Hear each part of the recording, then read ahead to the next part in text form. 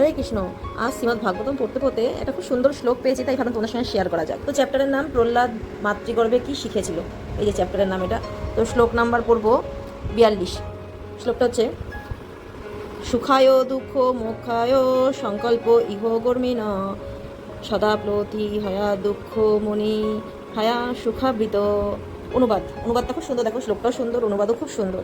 এই জড় জগতে সমস্ত বিষয়াসক্ত ব্যক্তিরা সুখ লাভের এবং দুঃখ দূরীকরণের চেষ্টা করে এবং সেই উদ্দেশ্যে কর্ম করে, কিন্তু প্রকৃতপক্ষে মানুষ তখনই সুখী হয় যখন সে সুখের জন্য কোনো রকম চেষ্টা করে না।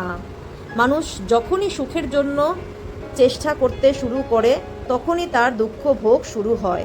খুব সুন্দর অনুবাদটা, যে মানুষ তখনই প্রকৃত সুখী হয় যখন সে সুখী হওয়ার জন্য কোনো রকম কোনো চেষ্টাই করে না।